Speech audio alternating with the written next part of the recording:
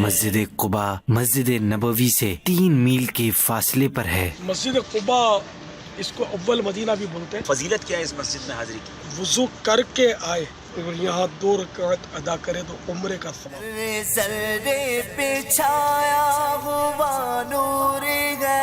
ہم اس وقت بیر عثمان کی زیارت کے لیے حاضر ہوئے تھے، اگرچہ دروازہ تو بند ہے، تاہم اس کی فضاؤں میں ہم موجود ہیں۔ دان عثمان غنی جاری رہے گا، دان عثمان غنی جاری رہے ہر صحابی نبی جنتی جنتی۔ میری الفت مدینے سے خود وہ جگہ ہے جہاں اسلام اور کفر کا دوسرا معرکہ غزوہ احد 3 ہجری میں پیش آیا۔ نبی رحمت صلی اللہ علیہ وسلم کو مدینے کے پہاڑوں، وہاں کے ذرے ذرے سے محبت تھی۔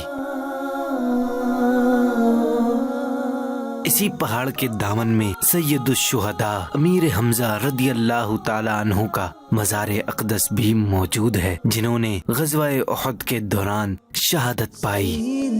امیر اہل سنت نے امیر حمزہ کے مزار پر انوار پر با ادب حاضری دی اور فاتحہ خوانی بھی ہوئی۔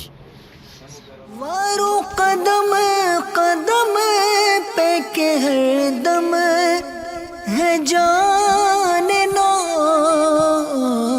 الحمدللہ ہم اس وقت مسجد قبلتین کی زیارت کے لیے حاضر ہوئے۔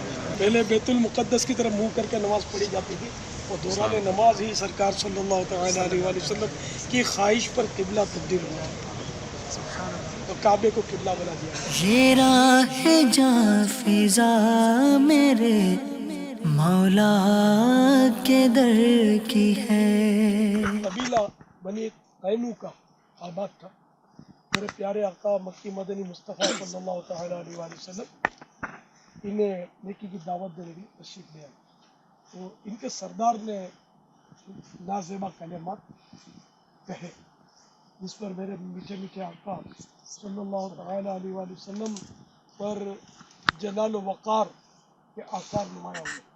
آپ اس وقت اونٹنی پر سوار تھے، تو اس جلال و وقار اور ہیبت سے اب جو اونٹنی یہ قدم اٹھتے تھے نا، تو پتھر پر اس کے نشانات بنتے جاتے تھے قدموں کے، تو کئی نشانات بن گئے تھے اور یہ صدیوں تک باقی رہے نشانات، جو کہ میرے آقا کا معجزہ ہے۔ دل سے 1000 بار مدینہ تجھے سلام۔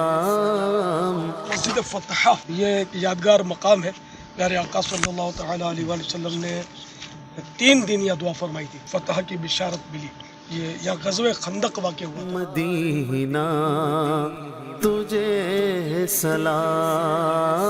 الحمدللہ آج تو خوب مدینے کی گلیوں کی سیر ہوئی ہے، آقا کی گلیوں میں خوب گھوم رہے ہیں۔